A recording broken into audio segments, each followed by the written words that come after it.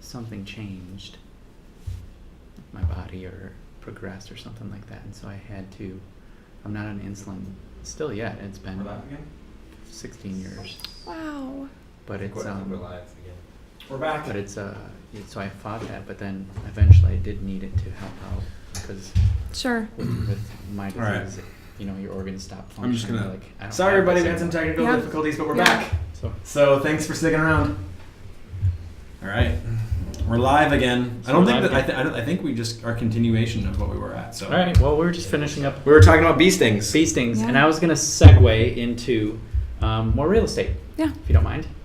And the first thing I wanted to ask you about was you said that you have a partnership with Free Wheelchair Mission, Yes. and so tell us about that. Why is that important to you, and how does it work in your business? Sure.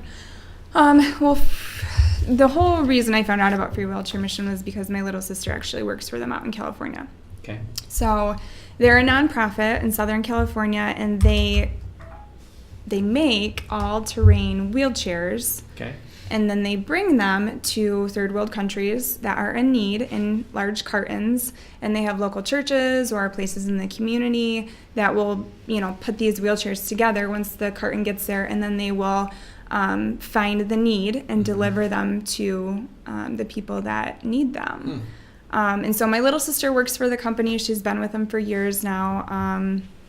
And she just kind of brought it to my attention and say, hey, this would be really cool if you could kind of partner this and bleed this in with your real estate and maybe, be able to give away a wheelchair, every time you have a closing or something. And I was like, yeah, that's a great idea.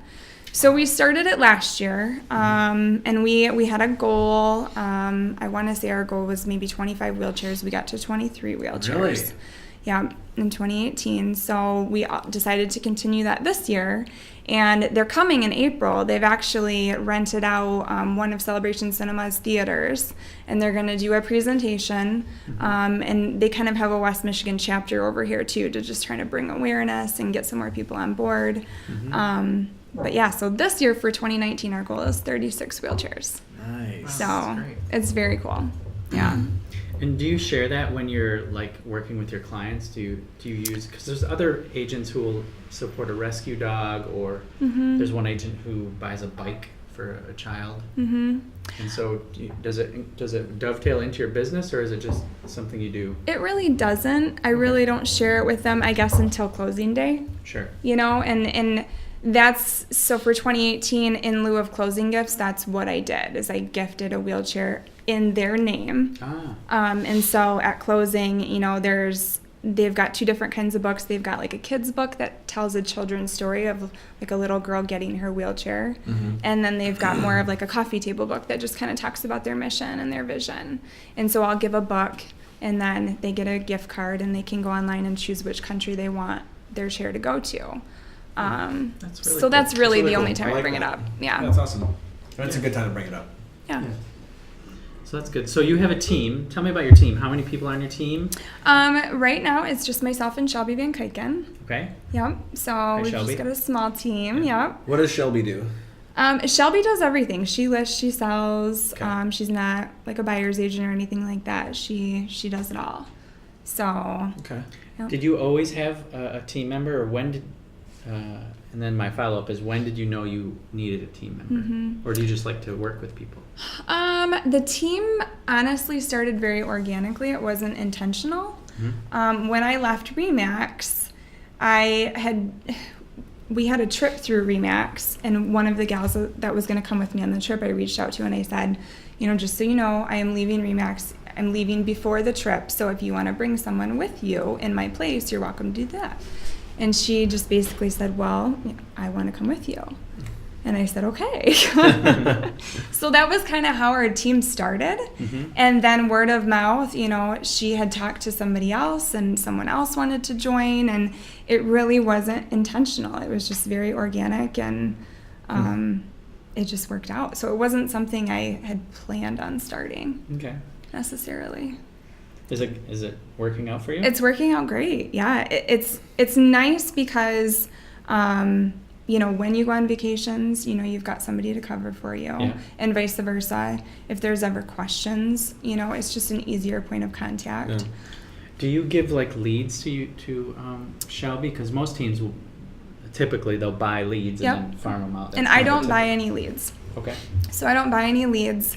There have been times where I've given stuff to the team, but that's not our team structure. So our splits are very, very low, and that was purposeful because it really wasn't about the money or growing the team. It was really more about the camaraderie and what we can do for each other. Mm-hmm. So I've given them leads here and there if they want them, but it's not anything that they depend on. Okay. Yeah. Where do you see the team going? Do you see it growing? Do you see it just sort of remaining small? Do you like it just you and one team member? I see it remaining small. Yeah. I don't see it becoming anything, large. I see it remaining small, and there is someone else that we'd like to bring on this year, but it has to be the right fit for all people. Right. So we're very slow and intentional. If we do bring anyone in, it's going to be a really good fit.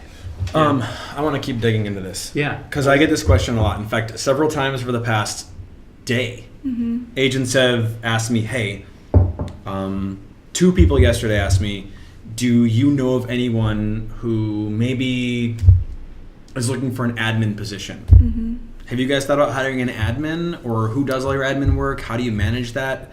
A lot of times the maybe conventional wisdom is that you grow, then you bring an admin in, then you bring a buyer's agent in. Yeah. So I'm just curious, what are your thoughts on all of that? I'm not very conventional. Yeah. That's okay. We don't have anyone doing our admin work right now. When I was with RE/MAX, we did have a transaction coordinator, and since we've been with 5 Star, we've been coordinating all our. So you take it from first call to closing. You're in charge of your deals. Okay. Yep. Possibly, yes, I do see a need for an admin, more so with like our newsletters that we send out, and more of like just the office tasks type of things. Like real administration. Yes, real administration, true administration. The stuff that, I don't really love doing. Yeah. So. Okay. Yeah. But not necessarily full time. Yeah. I can see where we would bring someone on part time, to begin with, and then maybe it grows. Yeah. Yeah. So when I had I never really even had a team. It was just myself and then one admin. When I was sort of like cranking through my own transactions, I think how many transactions do you guys do? I think last year we did like 52, yeah. 3. I was right in that 52 to 55 transactions, but I was just by myself, so I was doing all the showings and I was writing everything up. So I had brought an admin in, and like my life just became so much more enjoyable. Yeah. Because all of a sudden I didn't have to follow up on every single inspection or follow up on all the like, for example, if you're out showing a couple clients' homes but you have an issue with a shared driveway agreement that you have to get to the bottom of. Yeah. I could be like, hey Paula, can you just figure this out? And for me that was like how I found myself being burned out and kind of wanting to get out of selling because of all of the details. But I know some people thrive on details, some people are great at it. Leo, you're a detail. You like detail? Yeah. Are you a detail person? Yes and no. I am a detailed person, and I do think, those type A personalities, like I have my way of doing things. I don't think I'm the best teacher. So I think that's what holds me back. Yeah. I don't think if I brought on an admin, I think my worry is that taking the time to teach them, I don't know if I have the patience to teach. Yep. Because you could just do it yourself. Yeah. And just be done. Yeah, I'm trying to figure out how I handled that. Because I think, well, first off, what I did is the person who joined my team, Paula Annis, she did laps around me. Okay. And so it took like 1 or 2 transactions for her to get to kind of get a grasp of the transaction process. And then like, I would say 3 months in, she was it was like I was going to school on how to organize a team. Like, it was unbelievable. But yeah, finding the right fit is so key for the team. But Anyways, okay. I just had questions about that because we get that question a lot. Do you have a home office then with your team? Do you both work out of your homes? Do you have a place? We both work out of our homes. We were in the process of purchasing a building last fall, and we did end up backing out of that transaction. Okay. So it's still possibility in the future. There's just not a lot. Do you meet with your team? We do. Yeah, we usually meet once the second Tuesday of every month. Oh. So, okay. and obviously in between, if we need to. Right. But phone conversations, certainly, and yeah. So all of your business is basically word of mouth, past clients, referrals? I want to say about 85% is referrals. Yeah. Where do you suppose the other 15% comes from? Occasionally, if I am doing an open house, I'll meet somebody at an open house. Or a sign call here and there. You convert them just if you can. Yeah, but for the most part, it's all, referrals. Mm-hmm. So. I have a question about this. Yeah. Referrals. So if you live by referrals, you'll also die by referrals if nothing comes in, right? Yeah. So sometimes it's quiet. You're like, whoa, what's going on? Yeah. So what 2 or 3 things would you do if you were maybe you're in that place, you're going on vacation, so you wanted to go in. If you're like, hey, I gotta do something, what would be the 2 or 3 things that you would do to maybe elicit referrals or? Well, I feel like there is an ebb and flow. There always are your high times and your low times. I honestly don't mind the low times because it's a nice reprieve and it's a nice time to kind of just get your business in order and get your plan set for the next year. Mm-hmm. So I'm okay with that. If I honestly haven't really ever tried to, You just wait it out. I just wait it out. Mm-hmm. But I'm still doing the things I know I need to do. What are those things? That's what I do and what I've done since day one is I followed Brian Buffini's system. Okay. So, I've done a newsletter on a monthly basis to my top 100 people from day one. And so I think there's a lot of agents out there that will try stuff, and if it doesn't work quickly, then they drop it and try something new. Mm-hmm. And so what I was always told from day one is be consistent. Don't try to be a jack of all trades. Just do a few things that you really enjoy, but be consistent with them. Mm-hmm. So that's what I've done. I send out my newsletter every month, so they know I'm still there. They know I'm still doing real estate. You're just kind of building that confidence in people.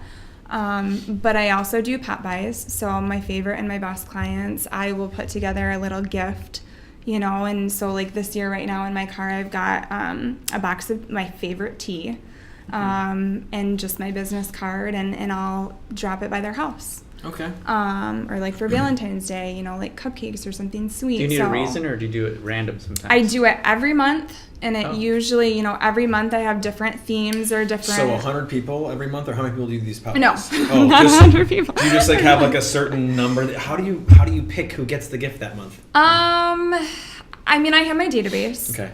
So I'll go through my database and I'll try to see who I haven't stopped by lately. Okay. But also, maybe people who I've just recently had a closing with, or within the last few months, or I know is going to be coming up, in the market. They're going to maybe want to be selling and looking for a new house. So just to stay top of mind. Mm-hmm. But usually I would say probably at least 12 every month. Okay. Yeah. That's cool. It's my goal. It's fun. Yeah. And sometimes it's more. Sometimes it's 24. Yeah. So you do a newsletter, you do pop buys, you call them. Yep. Is there anything else that you do? Or? I do client appreciation parties, and we've always done a Halloween party. So we've done it 4 years in a row. We do it at our home. We have a pole barn that we decorate, and fun. It takes us weeks to decorate. Really? This is serious. It is serious. You aren't just having a bubbling cauldron of Kool-Aid. Oh no, it's serious. Okay. It's literally, I will have nightmares a few weeks before that I forgot to make food. Wow. Or, and everybody's there and there's no food or whatever. Whoa. But no, I've always wanted to do a Halloween party, and so when we moved out to where we're at, we've got some land and we've got a barn and we've got, woods to do a trick-or-treat trail, whereas before we just couldn't do that. Wow. So now we decorate for 2 weeks. Every year we add something. Wow. It just kind of builds. Uh-huh. So it's just kind of become expected. And people anticipate it now? Yeah, they do. Mm-hmm. Wow. It's How fun. many people do you have out? Usually about 80 to 100. Wow. show That's up. great. Yeah. And then you have a trick-or-treating trail. It's not like you don't have like it's not like a tractor hayride thing. It's like they walk into the woods. They walk.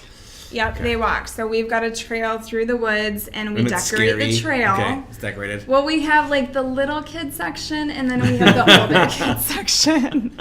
And we Wow. tape off the older kid section Yeah, just so yeah. the little kids don't accidentally go down that way. But there's candy on the trail, and the parents with the little kids will usually come early and do that Yeah. portion. Yeah. And then the older kids have fun running around, in the dark, scaring each other, and yeah, it's That's fun. great. It's fun. That's serious. Yeah. And it's something that I enjoy, so it makes it fun, you Yeah. know? They can see your enthusiasm. Yeah. You've done cool. it more than once, Yep. right? So it's kind of a tradition now. Yep. With this sphere of influence they have. It is, That's yeah. fun. Yeah. And friends and family too, because, we have friends and family who support us and give us referrals, but maybe have never bought or sold with us, Right. So it's just an appreciation, I guess, all around for anyone who's supported our business. That's cool. Yeah. What about the real estate business that you really enjoy, like a task, or what part of it? And then what's something you don't really enjoy? I don't enjoy going through emails. Okay. And sitting in front of my computer. That's probably my least favorite. I've been trying, and I don't even really love to do it on my phone, to be honest. I kind of push tech away because I feel overwhelmed with it occasionally, so that the tech part would be my least favorite. The face-to-face is definitely my favorite. Okay. The just being with people, and that's kind of what pumps me up, and my husband can always tell when I come home from an appointment, whether it's just a showing or a closing or a whatever, a listing appointment, just being with people, he can tell I'm energized. I want to dive into tech real quick, because this has always been one of those things for like the past. I got in the business in 2006, and since 2006, we've been talking about how tech's going to change everything. You are a top agent in the company, and you push tech away. How do you succeed in real estate without tech? Well, I don't succeed without it. I mean, I think it's, What tech do you think is important then, or what do you use? I do use social media, but not to the extreme. Yep. I try to post something maybe once a week, twice a week for sure, just to have that presence.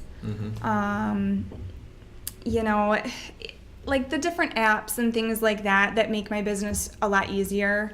Dotloop, whatever. Dotloop, DocScan Yep. is one of my other favorites. That would be tough. But what about, I guess when I say tech, I'm always thinking of the silver bullet, right? All the tech companies that are selling realtors, all these platforms, whether it's KV Core, Sidekick, MoxieWorks, Folio, you name it. Like, they're all telling you they can solve your problems. Do you believe any of that? No.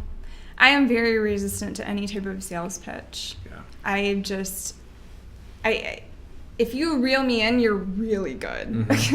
Because I don't want to buy anything else. I don't want to learn anything else. I shouldn't say that. I do want to continue to learn, but when it comes to tech items, I guess I feel like my database and what I do is very simple. So it's very user-friendly, it's very simple, it's not complex, and it works. So I am resistant to learning more about tech unless it's easy. Yeah. If it's easy, I'm probably going to be more apt to try it out. Yeah. Yeah. But I think we're all just a little overloaded with all the options. Yeah. Absolutely. No, that's a good insight. There's so many companies out there vying for your attention, and every one of them has a special angle to this problem, and the problem seems to always revolve around getting new business. Yep. But if you're a sphere-based business and you're 85% referral business plus the stray sign calls and open house success, I don't think your clients are looking to become part of your AI, your artificial intelligence plan and your massive drip campaign. I mean, and there's nothing against any of that. I can see people who have had lots of success with that. But what I find more often is that those people who have lots of business, like their business doesn't necessarily at the center of it revolve around a technology platform. Yeah. It revolves around people. Yeah. And relationships. And relationships, absolutely. I mean, you get what you put out there. So if you put effort in, you'll get good stuff back. If you don't put the effort in, you're going to get a little bit back. Or you're going to have really, surfacey relationships with people that may turn into great transactions one time. So this is interesting. You said your resistance to sales pitches. Mm-hmm. So if I was going to win you over as a lender or as a title company or whomever, or whether maybe it's if I was going to win you over in any, like, to become your car mechanic, how do I win you over? You provide value. How do I present value in such a way where it's tough? I don't look like I'm reeling you in, or I'm sort of like casting out a lure and got you on the line. Here we go. Yeah, it's tough. I'll be honest. I mean, the lender that I work with 2 lenders frequently, and one of the lenders I've worked with since day one. And him and his wife came out to our house and helped us move into our house. Wow. Like those are like just being a real human being and caring about people rather than just what can you do for me, and having those relationships. That's I'm loyal to him, and he's proven to me time and he's good at what he does too. I mean, that's obviously important. You have to be good at what you do and be a professional. Yep. So there's that side of it, but then there's also the human side of it too. Yeah. There's a psychological study about buying strategies. Like, you can figure out people's buying strategies, which is kind of what you're talking about here. And so I'm not an expert in it. I was reading about it a couple of years ago. But for Kristy, I would make, if I was going to pitch you, I would make the process very simple. Yes. And not very techy. And I would just tell you enough to know that it is complex, but I got it. And then you would be, that's how I'd win you over. You 100%. You have it. 100%. Because I told you I bought a car recently. Good thing there's no recently. lenders watching this. Should be inundated with calls. Look at my system. Well, I told you I bought a car recently, and buying a car is not a fun process. Right. And dealing with all the salespeople and all this stuff and all that. Honestly, at the end of the day, I knew I had to buy one before the end of the year. I waited until December 29th. December 30th, we were leaving. I waited till December 29th at 8 a.m. in the morning, and I called the dealership and I said, this is the car I want. And I've got like 2 hours to come out and do the paperwork and buy it. Possible. Because we had a Christmas that day, a family Christmas that day. And he's like, okay, I'll take care of it. He had it sitting for me when I got in. I didn't even drive it. I just went in and did the paperwork, and then I drove away. He made it simple. Whereas I had been shopping for months, but nobody else made it simple. So. Yeah.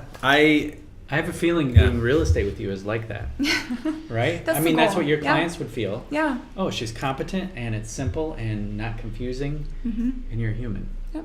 Yeah. It's funny. I can sell your house for you, no problem. But when it comes to selling my own car, I'm like, I just want to trade it in. Like, just take it away. I know I'm going to get 20% less. Yeah. But I just don't want the headache. So I call up Dan Airdye, a childhood friend of mine who's a car salesman. I'm like, dude, this is what I'm looking for. And he goes searching for it, and I just kind of trust him. Yeah, I realize I'm probably paying a little premium, and then he's gonna get me a little bit on the sale of my car, but it's like peace of mind. It's peace of mind. It's peace of mind. We have a question. Krista Buchanan wants to know how many calls do you make per day or per week to maintain these relationships, or how do you maintain them? What do you, like, if you're not doing a pop buy, so you real quick so Krista can hear this again, you do your newsletter once a month. You do pop buys to 12 to 25 people a month. But how do you maintain the rest of those relationships? How do you not feel like you sort of like, oh gosh, I haven't talked to John or I haven't talked to Jenny in like 6 months.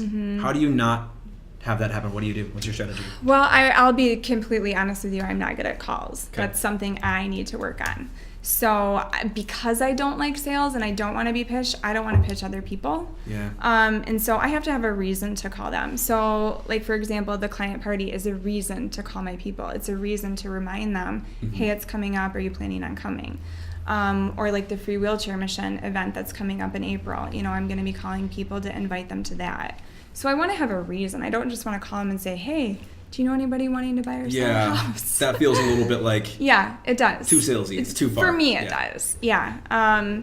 So to answer that, my newsletter goes out every month. For me, that's a little bit of peace of mind. Even if they don't open it, they're still seeing my name every month. It's paper, not e-newsletter, right? Correct. I do not send e-newsletters. You mail your newsletter. I mail it physically, yep. And something I do is I change the envelope color every month, just so it's not a white envelope. Yeah. You know, the stamps that I put on it, I'll make sure it's seasonal. Right. You know, just something that's a little bit visually appealing to them and different than all the other junk mail you get. Okay. You know, and like I said, even if they rip it up, at least they're seeing my name, so I'm staying in front of them. But, you know, other than that, I would say, you know, occasionally, like, just checking up on people on Facebook and seeing what's going on in their life. You know, if it's been a while, then I'll just go on their Facebook profile and see what's going on and reach out to them and just say, hey, or if I was thinking about them, just say, hey, I was thinking about you the other day. How are you doing? You know, even just a simple text message. Yeah. Do you ever feel like just commenting on someone's photo? Like if they show a picture of, let's say they show a picture of snow halfway up their window. Would you consider following up or being in contact with them, sort of just saying like, oh my gosh, I can't believe all the snow we're having right now? Does that count as a contact for you, or do you need to? Absolutely, it's a touch. So a touch, yeah. So you're more about touches than you are about a direct, like, hi Leo, as your realtor, I'm following up with you. How's the house? Yes. Yeah. So touch points. Because sometimes when we've surveyed a bunch of people, we say, do you follow up with people? They go, they're like, no, I don't really follow up with people. And you go, why don't you follow up with people? And the answers are usually, I don't know what to say. I don't want to sound pushy or salesy, or I'm embarrassed because it's been too long. I feel like if I contact them now, it seems so out of the blue that they're going to be questioning my motivation. Yeah. So I would say if that's the case, those first contacts are probably going to be uncomfortable because it has been a while. But if you're just honest with people, their lives are busy too, and they know how things go by the wayside. So I think they would appreciate it more than anything. It's not like they're going to be mad at you. Yeah, just start fresh. Just start fresh and say, hey, it's been a while. I was thinking about you the other day. How are things going? Yeah. Sweet. And once you start doing that, then it just becomes a habit, you know? Yeah. I'm more about creating good habits lately. That's good. So. That's good. Yeah. Hence no coffee, only tea and water. My body doesn't like it, so what do you do? So thank you for this time. Yeah. We went a little over, so I hope you're not rushing out. Nope. But do you have any advice there'll be people that will watch this and they'll resonate with what you said. So do you have any advice for someone who is maybe starting out or in a slow spot, or maybe wants to go, I would like to have that kind of experience in real estate? Maybe one or two things that they could do to that they can just take as inspiration. Yeah. I mean, I'll say when I first got into the business, you know, I reached out to a really well-known agent, and at the time I said, hey, I'm thinking about doing this. I really only need to make like $30,000 a year. Do you think that's possible? And that agent never responded to me, and that was fine. And then I ended up meeting my brokers, and she just kind of took me under her wing, and that was really instrumental for me. And for me, it didn't happen overnight. When I started, it wasn't like I just started rocking and rolling. It took me a good like 9 to 10 months. You know, it took a while, but once things did start rolling, it snowballed. So I would say, you know, just know that going in, nothing that's worth doing is going to be easy. It's going to take time. You know, it's about building your reputation and your rapport. So just be patient and give yourself some grace, and be consistent, and just, you know, find out what you really enjoy doing and focus on that and be consistent with it. And mentors are great too. You know, just be open to learning from people, always. That's great advice. Yeah. It really is. Well, thank you. Yeah, thanks. Thanks, guys. Okay, So move that's to the cross table high five. Thank you so much for your time. You bet. Appreciate all of your advice. Yeah. And then, so like, there's been people watching, and then when do you leave on your vacation? The 24th. Okay, so if you don't mind, check in on 5 Star Connect. Okay. And maybe answer some questions if we don't know, or we'll forward them if they're important. Feel free to send some questions our way, guys, and we can keep this thread going for a little while. Yeah. So very interesting. Awesome. All right. Thanks. Thanks. Yeah. Adios.